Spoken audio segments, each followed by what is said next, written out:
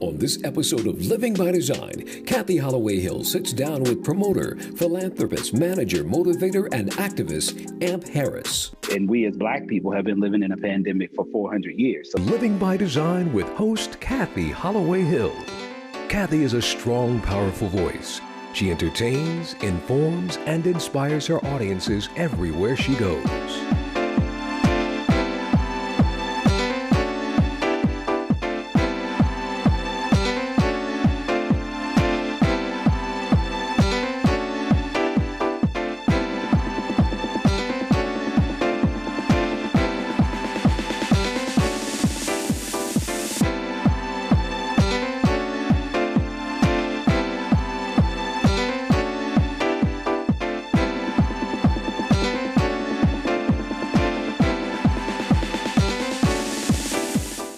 Hi, I'm Cathy Hallowell Hill, and welcome to another empowering episode of the Living by Design show.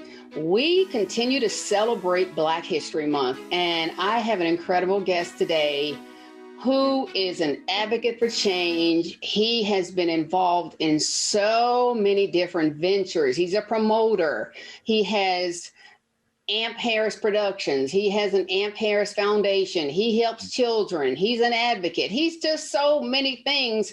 But most importantly, he's my brother, and I love him. Amp Harris, welcome to the Living by Design show. wow, Kat, that's a heck of an intro. I love it. I love it. I received that. Thanks for having me. Well, thank you for accepting the opportunity to help a lot of people, because that's what you do so very well. And I know you have a massively incredible career. And I want to kind of start from the beginning of your career, because I know that you have had a lot of Black history, influential people and mentors in your life. So let's start from the beginning of your career and just kind of talk to us about how you got started and some of the pioneers who might have helped you along the way. Yeah, that is pretty accurate as it relates to how I started off in the industry, which I started off without even having a playbook. It was just something that just naturally happened. And as I've gotten older, I realize a lot of what happens in my life is very organic. I'm not one who chases, thoughts and dreams. I'm not one who likes to do things because it's the status quo, if I may. In this society, you have a lot of people, that's how they kind of get their career started. So I started mine at the tender age of like 13. My brothers and my sisters, my family, I come from a very faithful background. I grew up in the church. My mother instilled in me a long time ago. I was the kid that, was rebellious to go to church every Sunday. So it was one of those things where I picked up music through my family. And so at the age of 13, 14, I started playing drums at an early age. And a lot of people think my name Amp comes from like radio. It was a name that I was pretty much born with. I mean, my government name is Anthony or Tony, but ever since I was a little kid, I was called Amp. My mom still calls me Amp to this very day. Everybody I know calls me Amp. So that's the Amp Harris production part of it. But as I got, in my younger days, I played basketball in elementary school, and I was able to travel a lot when I was young. One of my mentors, who I'll talk about, I spent a lot of time in New York in the summer times. And so the first thing, the biggest thing is someone that you and I know very closely is Tony Lamont, who was the first person that, from a DJ on a big perspective, I started working with. And I was just kind of like, and it still kind of like resonates to this day when I think about, I just like to absorb. And I was always around older people. And, I always sucked up a lot of knowledge and understanding from older people. And it's not just people that are older than me that I gravitate to, there is a spiritual connection. So no matter, with Tony, it was just like my big brother, and I'm the youngest of 8 in my family. So, I didn't have a little brother. I didn't have a, sibling. So when I was walking around and, trying to figure out what I want to be, I was carrying the record crates. I was doing whatever. And I really kind of watched and then taught myself a lot. And so with Tony, we started doing nightclubs and he would come and pick me up. And he was literally like that, even though I had older brothers, he was the one that I would listen to. And it wasn't because he was Tony Lamont on the radio. It was just because it's really hard to explain. And when people ask me this question, how did you get started? It's just a spirit, the mentoring. Yeah. I mean, the mentoring was one thing, but I'm just talking about the spiritual connection that brings me from that age to the age that I am today. And Tony is still a part of my life. I still go to Tony and say, hey, man, can you help me put this video together? Can you voice over this stuff for me? And then, we started a DJ club that was all on the heels of Tony called the G Rockers. And it was myself, Tony, and 2 or 3 other people. And he brought me in and, I just kind of was picking up things instinctively. And so from the DJ side, and then, from the New York side of it, I had that hip hop music started in New York.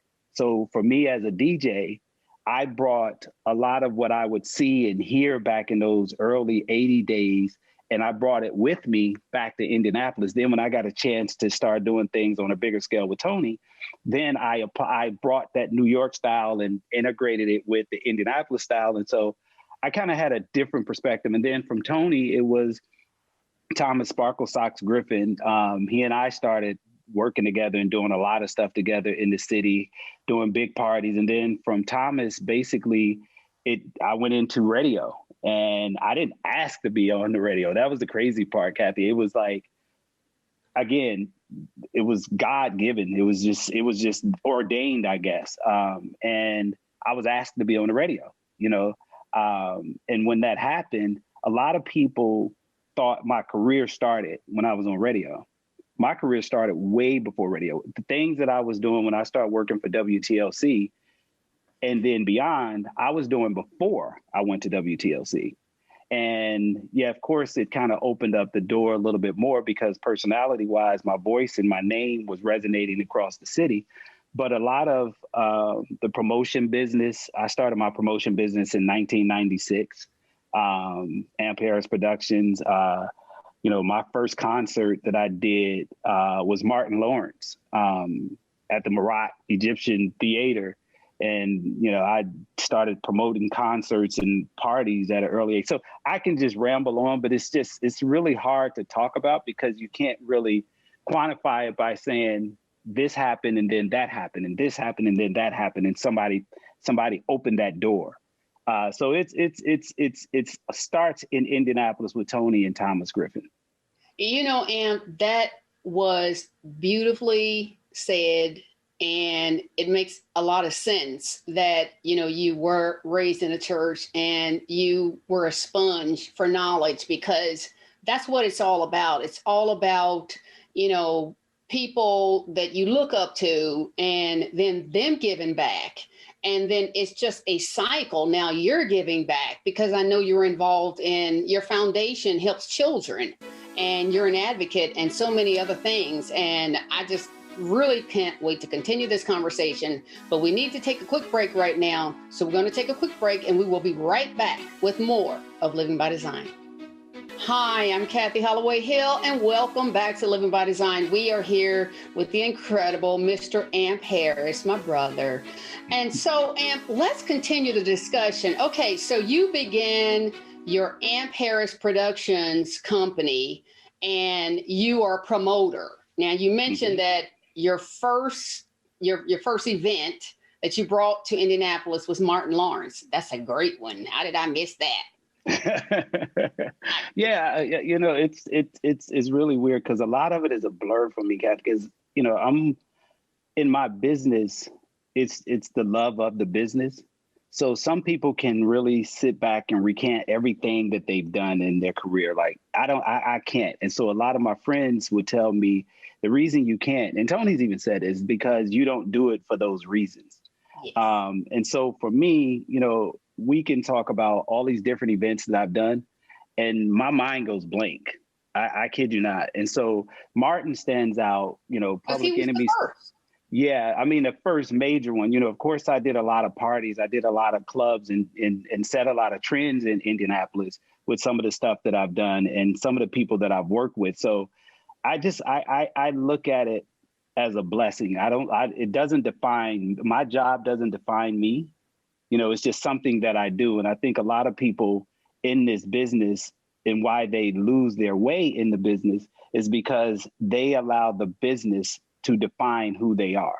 The business has never defined who I am and what I believe in. So, I try to stay very humble in the fact that this is a gift, and I was raised to whom much is given, much is required. And so, I people say, and Amp, you do a lot. And I think I do a lot because I'm not defined in a box. And I use the privilege that I've been blessed with to bless others. So, to be someone who was as young as I was in this business and still be in this business 30, 40 years later, it's a blessing. Amen. Amen. I love that. I love that. And that is why you are still in the business. And that is also why you are a major force and a major influential. Now you're influencing other younger generations. And just you being an advocate for change and wanting to help young people. And, I see you all over social media, all these incredible things. And I know you did something with your foundation for children. I think was it last Christmas or? Yeah, it's an event that I started probably about 15 years ago. And it's the Amp Harris and Friends Put a Smile on a Child's Face toy giveaway for Christmas, where I adopt 1,000 inner city kids. And the reason that I do that is because I see myself in those kids. I see myself when I was a young kid. My mom, we didn't go without. She did the best she could. But I also understand that being a single parent, that, she did the best she could. And a lot of times she did it on her own. So, being in a position that I've been put in, being able to afford the opportunity to give back. And what I believe in is, I think our kids today, we suffer from hope. A lot of our kids look at life just because of their surroundings as hopeless. And so, I use my influences with my celebrity friends, people that I know, because I want young Black boys and girls to see what success looks like from an image, because a lot of their identity comes from images. And it used to be images of what you see. Now it's images of what they hear and how they process what they hear. It doesn't go through the full cycle. So a lot of, stuff that I do from a foundation's perspective is basically what I call a magnet. When I look at some of the people that I deal with or work with and people that come alongside of me, the celebrities that people look up to, the idea for AMP is these people are what I call magnets, Cathy. And with my magnet is just like a magnet. If I can draw you to that magnet, now the most important thing is the magnet becomes the topic. The issue becomes all of the extra that AMP brings to it. So yes, we give away toys, but people don't hear the message because they're not there. The families and the mothers hear the message. The families and the mothers hear the stories of Amp Harris's sister, who was a drug addict and was out in the streets and lost her way, but then now she's a college graduate. So that's what matters. That's what matters to me. I could care less. And I live my life topics versus issues, happiness versus joy. Happiness is all external. When you get a new car, the first thing they say is, "Oh my God, your car is beautiful," but your home is empty. You get new clothes and you put your jewelry on and you walk outside and it looks like life is beautiful, but on the inside, where the joy part is, you're torn apart. So there's a method to my madness. Most people, again, get so caught up because AMP is sitting courtside at the Pacer game and they're like, oh my God, blah, blah, blah. But they don't understand there's a purpose why I'm sitting there. And I understand why I'm sitting there. I understand why I was chosen to sit there. Right. You know what I mean? So yeah, it's a lot to it. Your humility it's admirable. And that's why I love you so much, because you are very humble. And I want to talk a little bit more about your advocacy work. And I know you're an activist, and I love that. Is that a sweatshirt or a hoodie you got on? I'm loving those images. Yeah, Black History Month, and I mean, you've got all our pioneers on that. You see them on my wall, like I do when I do my virtuals. That. Yes, I am who I am. You know, yes. I'm apologetically. So give us some help, some tips for my viewers on, you know, just trying to, one, embrace who you are, embrace your African roots, embrace your history. Don't forget. Don't ever forget it, but don't get caught up in all the mess. Yeah, I mean, the first part of it, no matter if it's about politics, if it's about sports, if it's about a relationship, what I try to teach people is none of that really works if you don't love yourself. So first and foremost is fall in love with who you are. And then once you do that, it's easy to figure out a way and what you need to do to navigate the rest of your life. Politics don't take control of your life. You take control of it. And I always tell people, you know, I live a life where I tell people I live a stress-free life, but that's a mindset. Black history is history. And I tell young people, in order for you to know your destiny, you got to know your history. And if you don't, you're in trouble. Woo! You're on fire.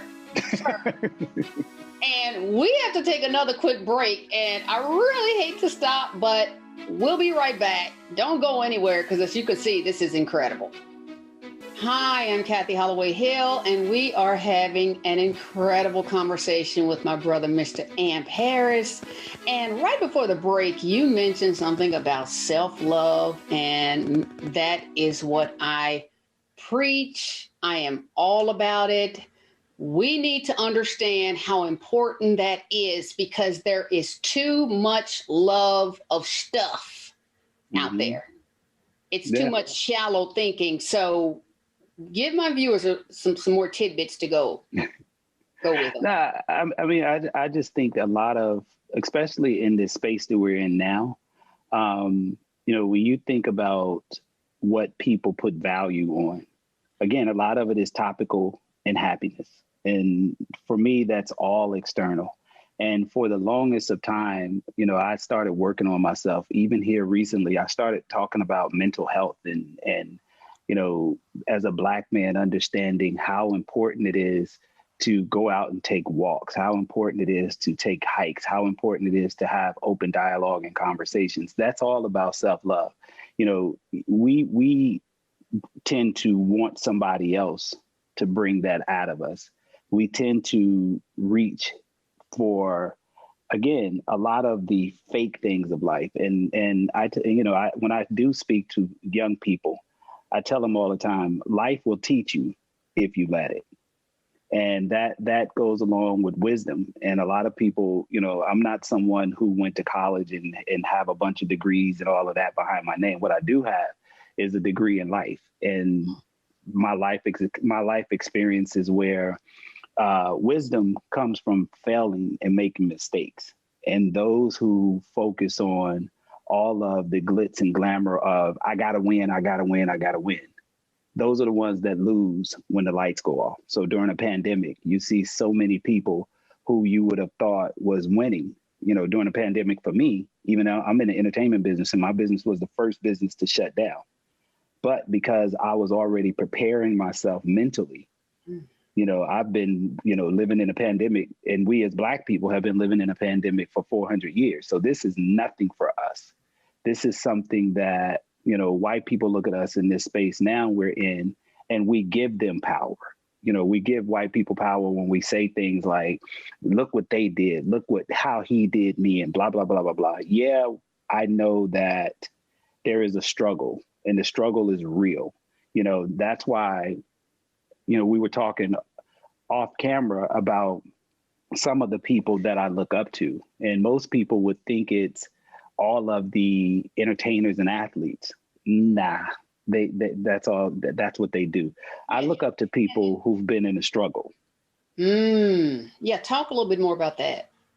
Yeah. I mean, again, in order for you to know your destiny, you got to know your history. So for me to be in a position to sit with John Lewis for 45 minutes on several occasions, for me to sit with Harry Belafonte and talk about what he's gone through, for me to sit with Cicely Tyson and Jim Brown, these are people that I sit in awe because, again, I'm attracted to older people. So I'm a sponge for those kind of people who have knowledge, who've gone through things. How can you teach me?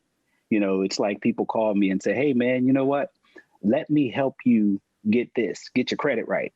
And then I'm like, okay, well, what's your credit like? Let me help you. Like in social media, we get all these bots where people say, let me give you a blue check, but they don't have a blue check. So it's easy to be sucked in when you are trying to find an identity. And I know me because I love me. I used to be in love with women. And now as I got older and my daughter was born 17 years ago, it changed my whole perspective of what love really was, because I was selfish and didn't even know it. And I had pretty much everything. I lived a life like I was an athlete. But then when she came along, it taught me how selfish I was, Cathy. And so, I can go on and on and on. It's just so much to that mental side of it that I think we take for granted. Amp, you are absolutely incredible. You're well versed in so many things. You mentioned that you didn't have a college degree or you didn't go to, I know people who have PhDs and they don't have 1/3 of the wisdom that you have given us in this short period of time that we've had an opportunity to interview you. So book knowledge is book knowledge, but I 100% agree with you when you say that life is one big classroom. It is. And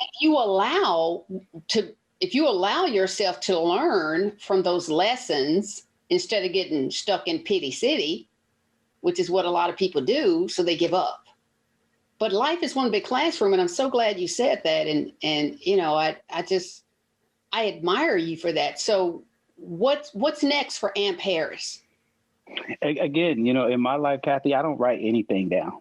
It's really spirit led. I know some of the things that I do annually every year that's on the calendar that I do. But for the most part, in this space now, I'm not sitting at home, trying to figure out the magic potion to get me to that next space. When my phone rings, I've never had to force a circle into a square. So when people ask me what's next, I really don't have a guiding light to tell me what's next. I just I wake up or I hear something on the radio or I hear a song or I see something. And again, like I said, my brain is so weird. Like I grab it as it grabs me. So what's next for me is just being able to wake up in the morning, being able to call my mother and say thank you for just being you, being able to love on my daughter, being able to be in a relationship that is healthy. Those are the things that's next for me. Being able to surround myself with, I always tell young people, and I know we got to sign off here, but I tell young people, because I'm real big on trying to leave something in interviews. I tell young people, if you're sitting in a room with 10 people, gravitate to 5 other people that are equal to you or doing better than you. Because then you have a better chance of success and succeeding. If you and this is where our young people get lost, because they gravitate to the shiny objects and the shiny lights. And those are people that are typically living a life that is not really authentic. So for me, I am just happy to be here, to be honest. Well, you know your purpose and you love yourself. You're obedient, and that's exactly why that's why you're where you are today. And I am so proud of you. I appreciate you doing this interview. Do you have any social media that you want to give out? So if my followers or my viewers want to follow you, they can know where to find you. Yeah, it's easy. It's just at Amp Harris at every platform, Twitter, Instagram, Facebook. And I'm pretty active because I have nothing else to do right now because my business is shut down. Yeah. Are you still in Indy? You still live in Indy? I do. I travel a lot. But again, this has given me physically, mentally a wonderful break. I have allergies and bronchitis. And in a year since I've been home, I have not been sick in a year. So this is beautiful for me. Oh, my goodness. And my brother. Oh, please take care of yourself, first of all, because we do have COVID out there. So thank you so much for this incredibly wonderful interview that has been filled with a wealth of advice and knowledge and just brilliance. You're incredible. And I love you. And I thank you for being my guest on Living by Design today. Thank you for having me. I appreciate it. We're going to sign off for now, and we thank you for joining us for this episode of Living by Design, and we'll see you same time next week. Good night, everyone.